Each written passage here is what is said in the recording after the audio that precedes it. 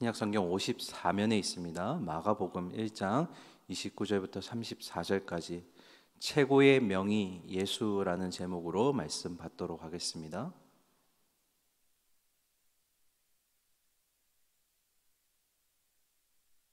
29절부터 34절까지 교독하도록 하겠습니다. 29절입니다. 회당에서 나와 곧 야고보와 요한과 함께 시몬과 안드레의 집에 들어가시니 시몬의 장모가 열병으로 누워있는지라 사람들이 곧 그 여자에 대하여 예수께 여짜온대 나아가사 그 손을 잡아 일으키시니 열병이 떠나고 여자가 그들에게 수종드니라.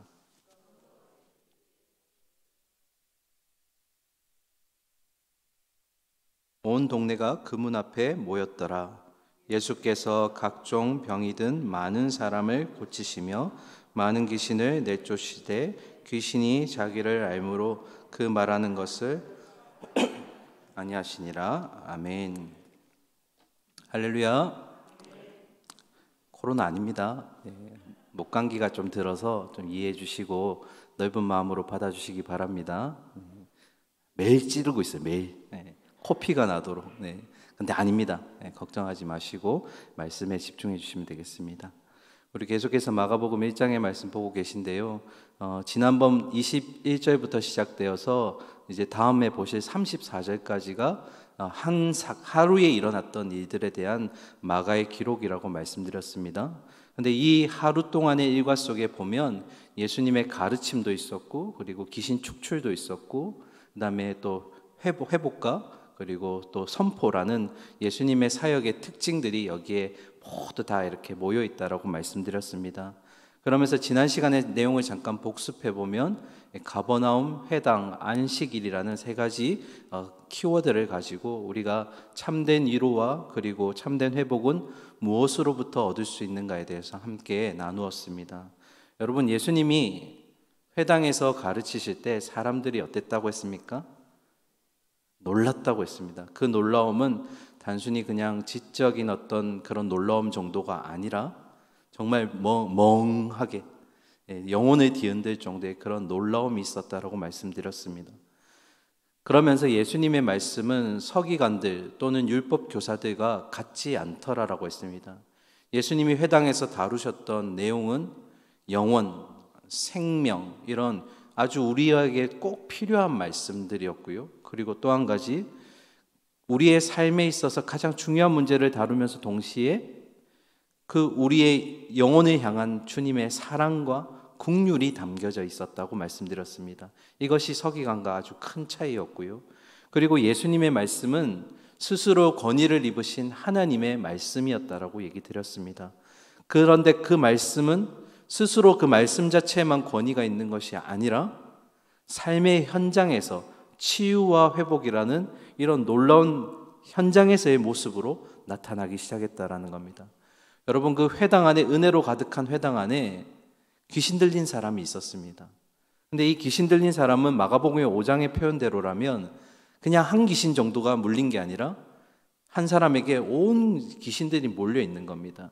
그래서 우리가 그때 말씀을 나누면서 우리가 이 영적 싸움에 대해서 귀신들의 어떤 우리를 향한 유혹에 대해서 만만하게 보면 안 된다라고 말씀드렸습니다. 저도 참 근심이 많고 염려가 많은 스타일인데 왜 그렇게 한 가지 염려, 한 가지 근심이 이렇게 하나하나 차례대로 오는 게 아니고 막 수십 가지가 막 복합적으로 일어나잖아요. 왜 그럴까 생각해 보면 제 몸에 귀신이 몇 마리가 붙어 있을까요? 막 여러 마리가 있으니까 얘는 근심을 주고 얘는 걱정을 주고 얘는 염려를 주고 그러니까 뭐 어떻게 하는 겁니까? 이 사람으로 하여금 예수님을 생각하지 못하게 만드는 겁니다. 그만큼 영적 싸움이라는 게 우리에게 있어서 굉장히 버겁다. 우리 힘으로 할 수 없다. 주님이 필요하시다라는 것을 우리에게 보여주었습니다. 그런데 귀신 들린 자의 말이 있었죠. 뭐라고 얘기했습니까? 나는 당신이 누군 줄 압니다. 근데 이 알은 진짜로의 알이 아니었습니다. 참된 알이 아니었죠. 기독교에서 말하는 알은 무엇입니까? 내가 만났던 주님, 내가 기도하면서 위로를 받았던 그 주님, 때로는 용서의 마음이 허락되지 않을 때 그 사람에게 대해 어떻게 용서해야 될지 알려주셨고 용서의 마음을 주셨던 주님.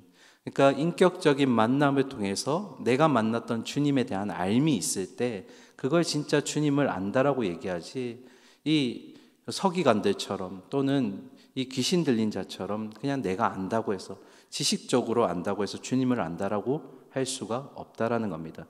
나중에 보시면 오늘 본문에도 그런 내용이 나옵니다. 그럴 때 예수님께서 어떻게 얘기하십니까? 이 귀신 들린 자를 향해서 단호하게 명령하셨죠.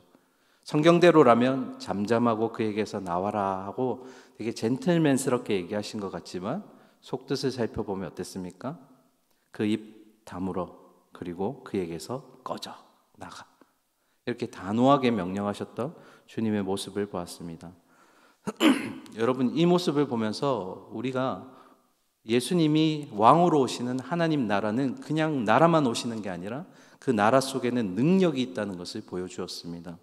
그래서 위로가 필요한 자에게는 참된 위로를 허락하셨고, 또 무거운 짐진 자들에게는 자유함을 허락하셨고, 또 참된 평안을 주시는 그 나라가 하나님의 나라였다. 그런데 그 나라가 이미 우리 안에 있다라고 그것을 미리 우리에게 보여주셨습니다. 그리고 그 예수님의 매지 못할 그 권세가 이제는 우리에게까지 주어졌다라는 것 우리가 꼭 기억하자라고 말씀드렸습니다. 그리고 이제 본문이 시작되는데요. 29절 보실까요? 회당에서 나와 곧 야고보와 요한과 함께 시몬과 안드레의 집에 들어가시니. 어디에서 나오셨다고요? 회당에서 나오시더라. 그러니까 앞 사건에 이어서 지금 계속 연결되는 겁니다. 이 회당에서 안식일날 예배를 드리시고 베드로의 집으로 가셨던 예수님입니다. 우리식으로 하면 주일날 예배를 드리시고 베드로의 집에 뭐하러 가신 걸까요? 신방 가신 겁니다. 오늘날 우리가 이 코로나 때문에 잘 못하지만 신방은 교회에 있어서도 굉장히 중요한 사역인 줄 압니다. 여러분 신방이 필요하시면 부탁하셔야 됩니다. 같이 기도 받으시고 주님의 힘을 구하셔야 됩니다. 신방은 너무나 중요한 사역 중에 하나죠. 그런데 그런 집에 지금 이 집이 위치가 어디냐면 지난번에도 말씀드렸지만 가버나움입니다. 여러분 가버나움 뜻 기억하시나요? 가버나움, 위로의 도시. 그 말은 이 도시에 많은 위로가 필요한 영혼들이 있다는 것. 죄송합니다. 예수님의 공생의 사역에 있어서 여러분 베들레헴이란 지명도 있고 또 예루살렘이란 지명도 많이 등장하지만 공생의 사역에 있어서 가장 많이 등장하는 지역 중에 하나가 바로 가버나움입니다. 예수님이 갈릴리 사역을 하실 때 전초기지로 베이스 캠프로 삼으셨던 곳이 이 가버나움입니다. 여러분 근데 이 가버나움 안에 누구의 집이 있다고요? 베드로의 집이 있는 겁니다. 그러면 베드로의 집은 굉장히 중요하겠죠. 구심점 역할을 하는 겁니다. 갈릴리 사역의 도시가 중심이 가버나움이었고 그 가버나움에 예수님이 자주 머무셨던 곳이 바로 베드로의 집입니다. 이 가버나움은 예수님이 말씀도 많이 전하셨고 이적도 많이 행하셨던 그런 곳입니다. 그런데 이 가버나움 안에 또 베드로의 집 안에 보시면 또 주님의 위로가 필요한 영혼이 한 명 있었습니다. 그는 바로 베드로의 장모입니다. 30절 한번 보실까요? 시몬의 장모가 열병으로 누워 있는지라 사람들이 곧 그 여자에 대하여 예수께 여짜온대. 여러분 성경에 보시면 열병이라는 단어가 많이 나옵니다. 그런데 단어마다 다 특색이 있는데 어떤 성경에는 열병을 전염병으로 해석하기도 하고요. 또 어떤 열병은 재앙으로 해석하기도 합니다. 그리고 또 어떤 열병은 풍토병이나 말라리아로 해석하기도 합니다. 여러 가지 열병이라는 단어가 있는데 이 열병의 공통적인 증상이 있습니다. 그게 뭐냐면 열을 동반하고 설사를 하게 만든다는 거죠. 그래서 이 열병이 지금 30절에 등장하는데 여러분 오늘 이 열병에 있어서 마가와 누가의 기록이 조금 다릅니다. 조금 문법적인 내용인데 한번 보시면 먼저 기록한 마가는 지금 우리가 보고 있는 마가는 열병이라는 단어를 쓸 때 명사형을 쓰지 않고 동사형을 쓰게 됩니다. 이게 어떤 의미냐면 여러분 이 병의 병명을 얘기하는 게 아니라 병의 지금 상태가 중하다, 열이 계속 끓어오르는 상태라는 것을 지금 마가가 설명하고 있다는 겁니다. 같은 본문에 기록한 누가는 자기가 의사답게 이 열병이란 단어를 명사형으로 씁니다. 명사로 쓰게 되면 어떻게 되냐면 병명이 됩니다. 그래서 누가는 뭐라고 표현하냐면 중한 열병에 걸렸다 이렇게 돼 있어요. 그러니까 마가는 지금 베드로의 장모의 상태가 계속 열이 올랐다가 다시 내렸다가 열이 올랐다가 지금 이 상황이 계속 반복되고 있다는 것을 우리에게 알려주고 있습니다. 그리고 예수님이 그 집에 들어갔어요. 그러자 거기에 있던 사람들이 예수님께 그동안의 사연을 얘기해 주는 겁니다. 예수님, 실은 이 장모에게 이런 일이 있어서 지금 열이 계속 오르는 상태입니다. 그러면 우리가 한번 유추해 볼까요? 성경에 직접 기록되진 않았지만 예수님이 1장 16절에서 제자들 4명을 부르셨죠. 업으로 일하고 있던 제자들. 그런데 제가 지난번에 말씀드리면서 선입견을 깨야 된다고 말씀드렸습니다. 이들이 어부라고 해서 하층민으로 가난한 자로 보시면 안 된다고 했죠. 세베대 아들 야고보와 요한은 품꾼을 거느리고 있을 정도의 굉장히 부잣집의 아들이었고요. 그리고 베드로는 어업을 나갈 때 쓰는 그 배의 소유주가 되었습니다. 그 말의 의미는 뭘까요? 이 4명의 제자가 어부에서 제자로 바뀔 때에 그냥 내가 너무 가난해서 이러나 저러나 죽게 되니까 그냥 에이 모르겠다고 예수님께 따라 붙은 것이 아니라 정말 하나님의 나라에 대한 갈망과 그 마음속에 있는 열망을 가지고 이것들을 생계를 버리고 나서 예수님을 따랐다라는 겁니다. 그러면 여러분 이제 유추를 한번 해볼게요. 여러분이 베드로의 장모라면 어떠시겠어요? 여러분이 베드로의 장모라면 지금 사위가 열심히 생계를 잘하고 물고기도 잘 잡고 어느 정도 자리도 잡고 있고 그리고 가정도 있고요. 딸도 자녀도 있고요. 그런데 어느 날 이름도 잘 모르는 한 청년이 나를 따라오라 해서 베드로 어떻게 합니까? 하나뿐인 사위가 다 버린 거예요. 그리고 그냥 가버린 겁니다. 그럼 내가 장모라면 아이고 축하한다 이렇게 하겠어요? 아니죠. 마음이 어떤 마음이 생길까요? 어떤 목사님은 이 열병을 보고 이렇게 표현하시더라고요. 화병이 올랐다. 베드로가 사위가 자기 집도 팽개치고 생계도 팽개치고 이름도 모르는 한 청년한테 따라가서 그리고 생계를 포기해버리니까 이 장모의 마음속에 열병이 화가 치밀어 오르더라.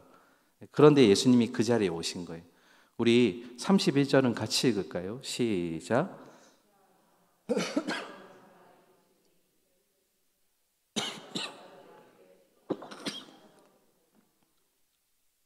예수님이 어떻게 하셨다고요?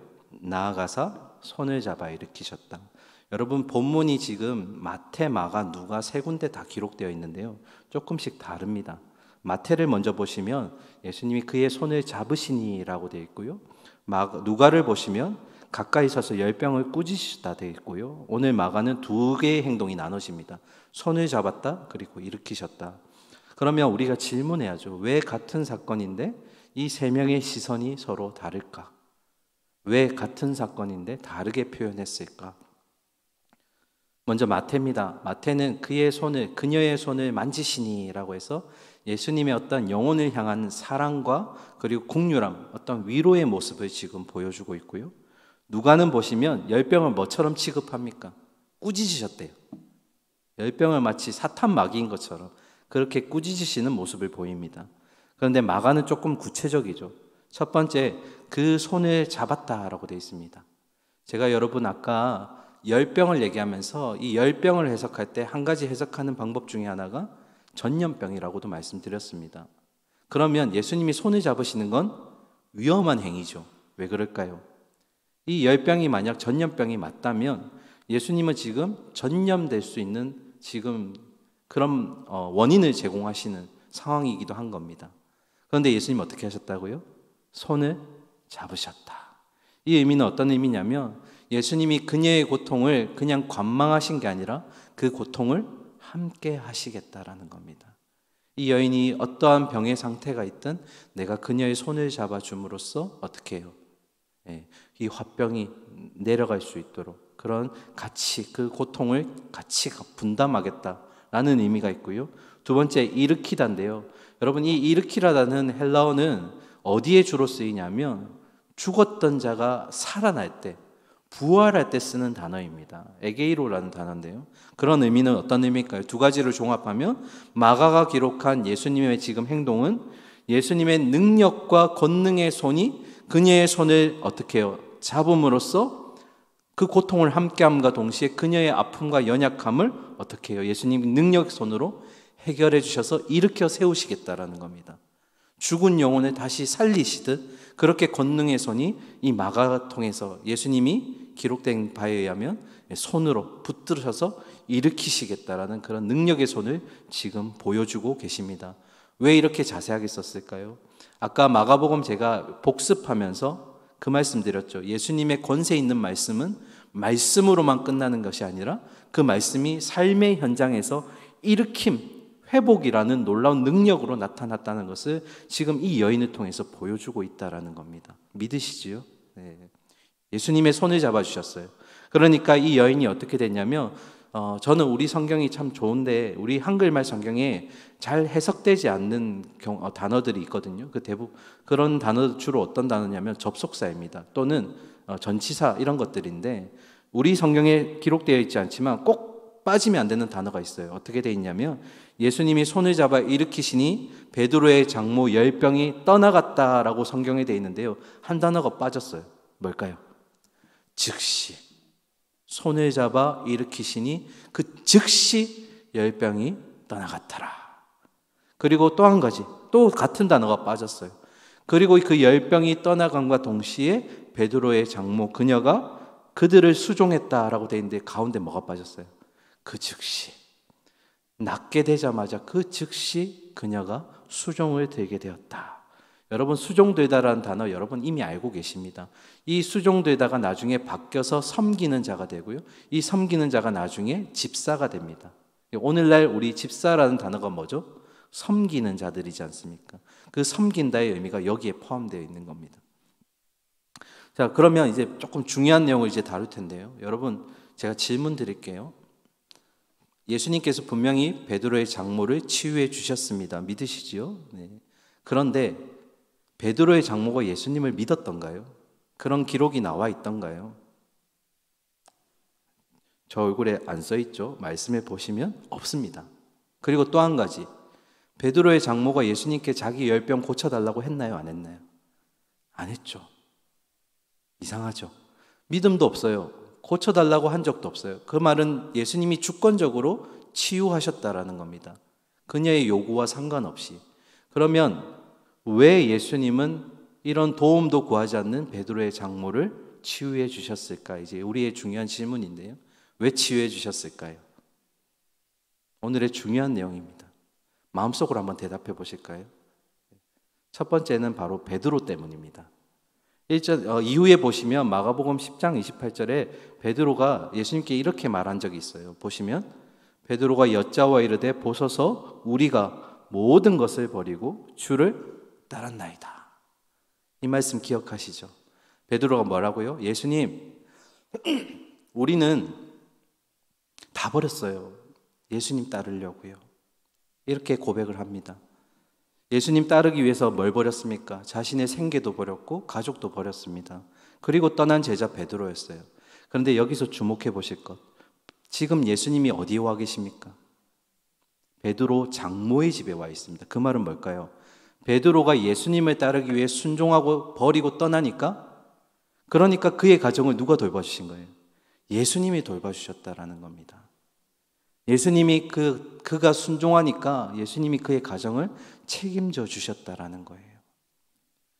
오늘도 우리 주님은 우리 각자에게 하나님 나라의 확장을 위해서 그 하나님 일에 여러분이 제가 순종하기를 원하십니다.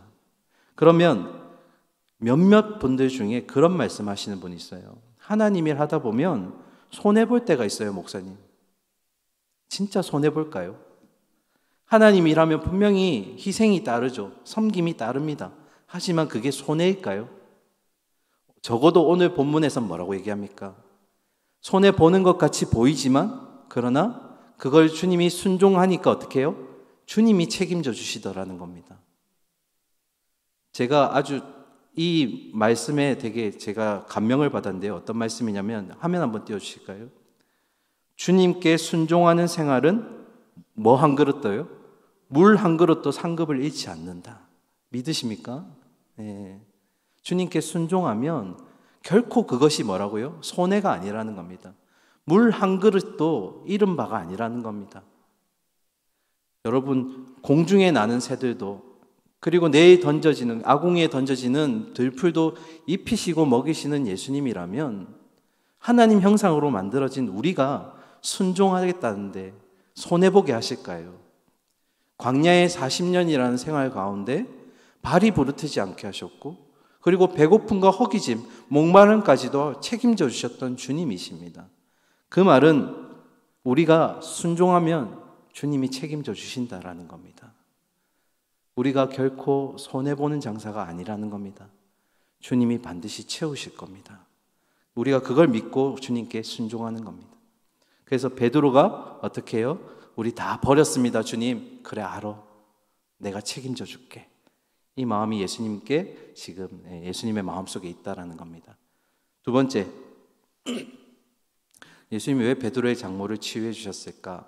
지금 당사자가 빠졌죠. 누구 때문이냐면 바로 베드로의 장모 때문입니다. 여러분, 제가 아까 읽어드렸지만 베드로의 장모가 예수님의 손이 당겨지는 그 순간 병이 나았습니다. 그리고 나서 수종을 들었다라고 얘기했어요. 그러면 그 수종이 어느 정도였을까요? 어느 정도의 수준의 순종이었을까요? 그 답은 말씀에 있습니다. 32절, 33절 보실까요? 함께 읽겠습니다. 시작. 저물어 해질 때에 모든 병자와 귀신 들린 자를 예수께 데려오니 온 동네가 그 문 앞에 모였더라. 아멘. 여러분, 모든 병자, 모든 귀신 들린 자가 누구에게로 나왔습니까? 예수님께 나왔습니다. 그런데 주목할 단어가 있어요. 33절에 보면 온 동네가 뭐라고요? 그 문 앞에. 그 문 앞은 누구 집입니까? 베드로의 집이면서 동시에 베드로 장모의 집입니다. 이 말은 어떤 의미일까요? 예수님을 통해서 치유받은 장모는 어떻게 해요? 이제는 그 집에 귀신 들린 자, 병든 자들을 위해서 문을 활짝 열었다라는 겁니다. 그 전까지는 믿음도 없었고 예수님께 치유를 구하지 않았던 그녀인데 예수님께 치유를 받고 나니까 수종되기 시작하더라. 근데 그 수종의 정도가 어느 정도라고요? 닫혀져 있던 자기의 문을 열었다라는 겁니다. 누구에게로요? 자기와 똑같이 치유가 필요하고 회복이 필요한 자들, 그들을 향해서 예수님을 만날 수 있도록, 예수님의 그 치유를 얻어서 회복할 수 있도록 자기의 집의 문을 열어주고 섬겼다라는 겁니다. 여러분, 베드로의 장모처럼 예수님의 사랑의 손길과 일으키심을 경험한 자들이 있습니다. 누굴까요? 우리입니다. 우리는 이미 예수님의 구원의 회복과 은혜를 경험한 자인 줄 믿습니다. 그러면 우리는 뭐 해야 될까요? 베드로 장모처럼 이제는 수종드는 자의 삶을 살아야 한다는 겁니다. 예수님을 통해서 구원과 회복과 치유를 먼저 경험한 우리라면, 우리 교회 공동체, 우리 가정 공동체, 나 개인이라면 이제는 섬기는 자, 수종드는 자의 역할을 잘 감당하고 계십니까? 잘 감당해야 되는 줄 믿습니다. 왜요? 우리는 이미 받은 자들이거든요. 이미 빚진 자들입니다. 그러니까 우리는 이제 수종드는 자의 삶을 살아야 되는 겁니다. 그런데 우리가 또 한 가지 재밌는 표현이 하나 있는데 33절에 앞에 보시면 온 동네가 그 문 앞에 모였더라 라고 되어 있습니다. 여러분, 좀 이상하지 않나요? 온 동네 사람들이 왔으면 왔지, 그냥 동네가 왔다라고 얘기해요. 이게 어떤 의미일까요? 실제로 제가 원문을 봤더니 온 동네가 맞아요. 사람이란 단어가 없습니다. 이 의미는 어떤 의미냐면, 여러분, 가버나움 하면서 제가 뭐가 필요한 공동체라고 말씀드렸죠? 회복이 필요한 공동체. 그건 단순히 사람에 대한 치유와 이렇게 토닥거려주는 정도가 아니라 이 가버나움 자체에 있는 죄의 권세, 어둠의 권세, 그리고 그들 안에 들어가 있는, 스며들어 있는 세속의 문화까지 회복이 필요하다는 겁니다. 단순히 사람에 대한 회복이 필요한 게 아니라 이 동네 자체, 이 공동체 자체에 스며들어 있는 세속의 권세, 죄와 사탄의 마귀의 권세까지도 예수님의 회복이 필요하다는 것을, 이 온 동네가 모였다는 것에 마가가 주목하고 있다는 겁니다. 여러분, 예수님의 그런 회복은 사람에게만 적용되는 게 아닙니다. 자연 만물과 우리 공동체와 우리 권세에 잡힌 자들, 그런 모든 것들에 다 해당되는 줄 믿습니다. 그렇게 하나님 나라의 능력이 있는 줄 믿습니다. 그래서 온 동네 사람들이라고 하지 않고 그 속에 담겨져 있는 그들의 문화와 그들의 죄의 권세와 그런 악까지도 예수님께서 어떻게 해요? 회복시켜 주시기 위해 그들이 모이더라. 우리에게도 필요한 줄 믿습니다. 단순히 사람만 회복되면 안 돼요. 우리에게 담겨져 있는 이런 주님을 모르는 문화와 그리고 세속적인 것들 다 회복돼야 됩니다. 자, 이제 마지막 34절 보겠습니다. 같이 읽을까요? 시작. 예수께서 각종 병이 든 많은 사람을 고치시며 많은 귀신을 내쫓으시되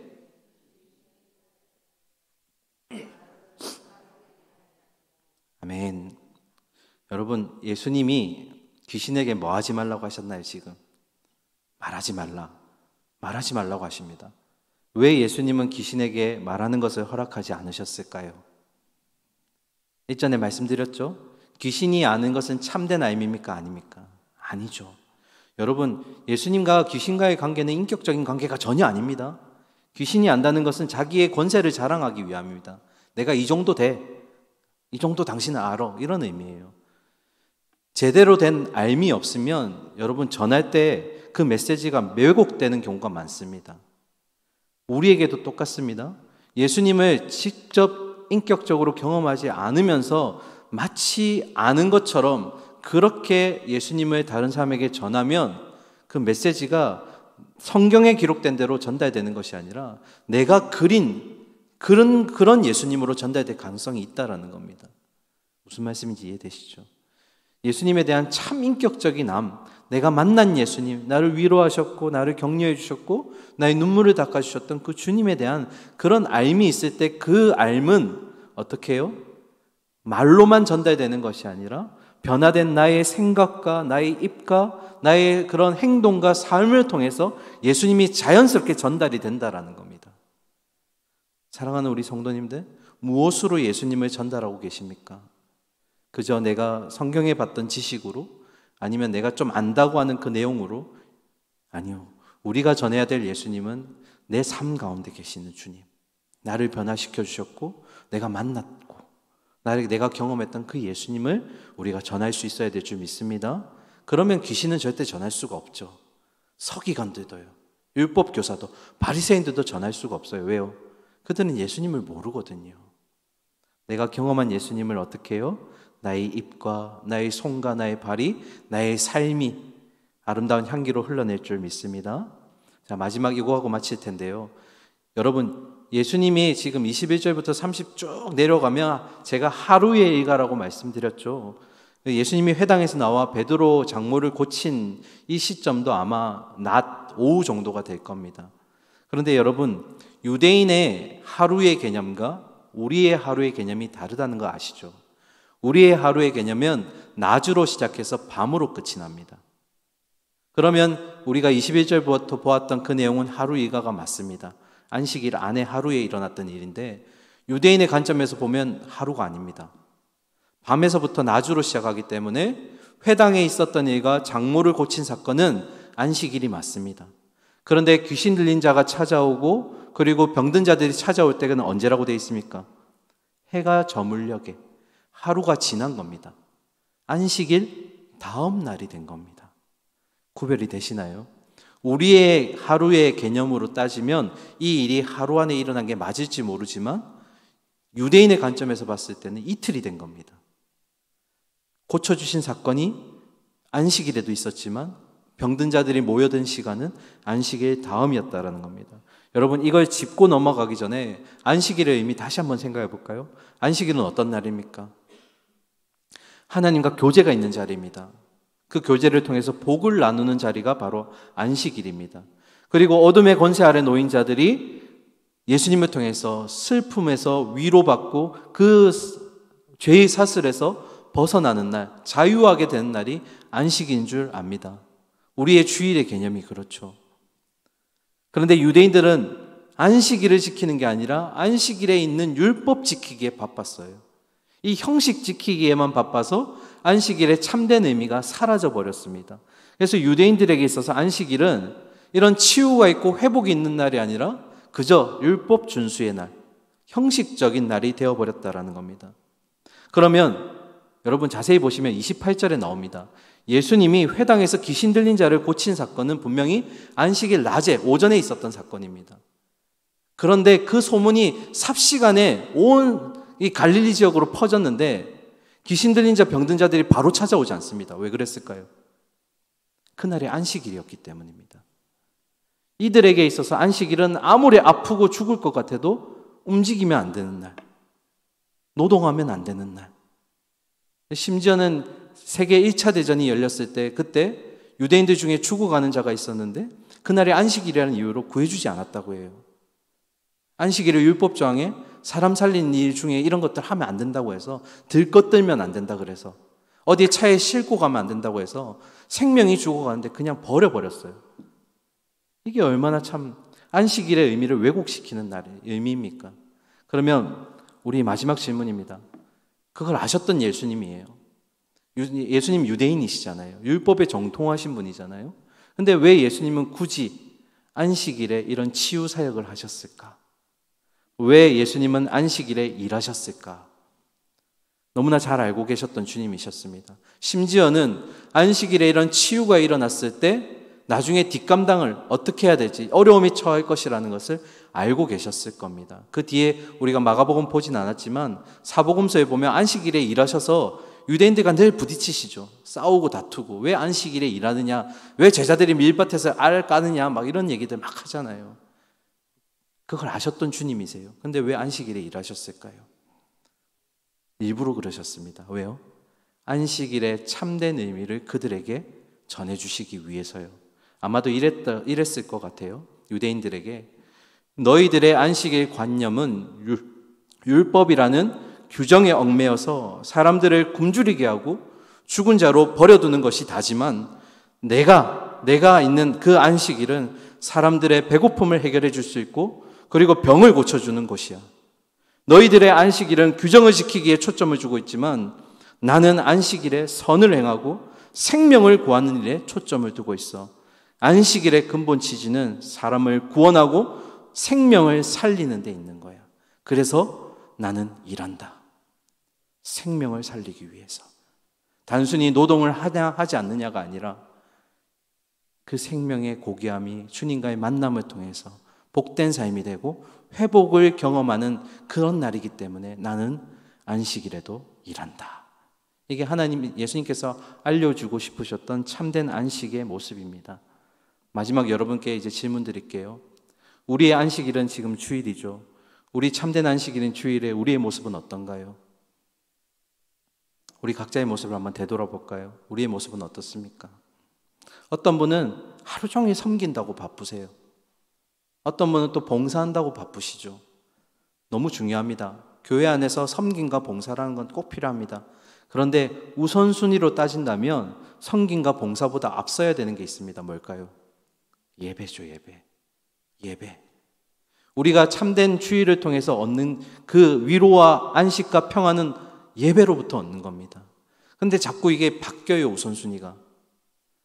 이게 봉사하는 거에 너무 집착하고 거기서 나의 삶의 존재를, 가치를 찾으려고 하고, 그리고 또 예배는 그냥 어떻게 합니까? 봉사하다 지쳐가지고 말씀 들을 때 주무세요. 그리고 개운해지니까 다시 봉사하러 나가세요. 이게 지금 역설적이라는 겁니다. 우리의 진짜 주일은 예배에 있는 줄 믿습니다. 섬김과 봉사 너무 중요하지만 우선순위가 바뀌면 안 됩니다.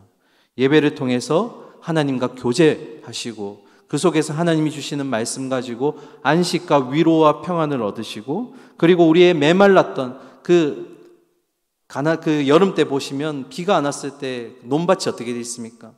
쩍쩍 갈라져 있죠.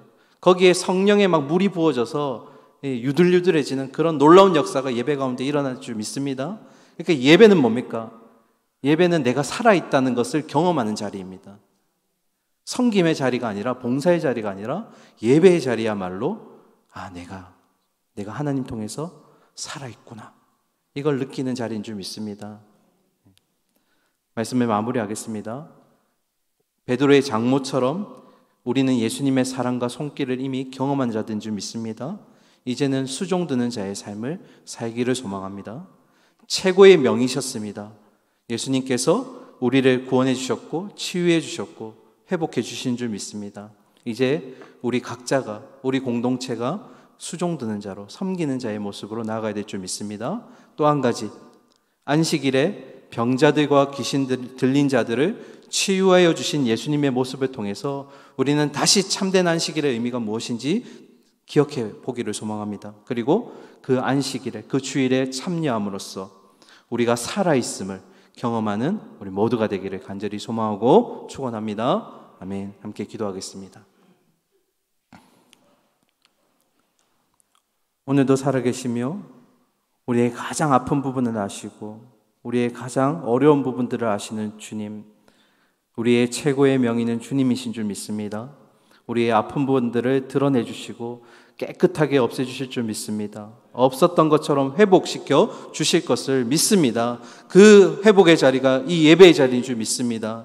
하나님, 예배를 통해서 우리가 참된 안식과 위로를 얻게 하시고 힘을 얻게 하시고 한 주를 살아갈 수 있는 원동력이 되게 하여 주시옵소서. 혹여나 우리 성도님들 가운데 메마른 심령, 눈물 나지 않는 우리 성도님들이 있다면 주님 다가와 주셔서 이 메마른 심령 가운데 정말 폭풍과 같은 물을 쏟아부어 주셔서 성령의 단비를 하나님 내려주셔서 우리의 심령이 주님을 향해서 정말 부드러워질 수 있도록, 정말 하나님만 바라볼 수 있는 우리의 영혼들이 될 수 있도록 주여 함께하여 주시옵소서. 아버지, 시대가 어렵고 환경이 어려울지라도 주님의 보이지 않는 손이 우리를 이끄시는 줄 믿습니다. 오늘도 의지하는 마음으로 주님께 수종드는 자의 모습으로, 또 우리 주변에 많은 어려움에 처해 있는 영혼들, 도움이 필요한 영혼들을 향해서 섬기는 자로서의 모습을 우리가 잘 감당할 수 있도록 주여 힘과 지혜와 능력을 더하여 주시옵소서. 살아계신 예수 그리스도 이름으로 기도드립니다.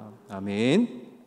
이 시간 함께 기도하실 텐데요, 주신 말씀 위에서 함께 결단하시면서 기도해 주시고, 또 교회를 위해서, 또 그런 우리 외적으로 지금 코로나 상태로 참 많이 힘든데 주님 도와달라고, 주님의 지금 오늘 보여주셨던 말씀대로 권능의 손이 우리를 붙들고 일으켜 주시면 되는 줄 믿습니다. 해결해 달라고 기도해 주시고, 우리 남은 3일간의 삶 가운데도 주님 동행해 달라고, 그리고 각자 가지고 나오신 기도 제목들로 기도하시다가 우리 삶의 자리로 돌아가도록 하겠습니다.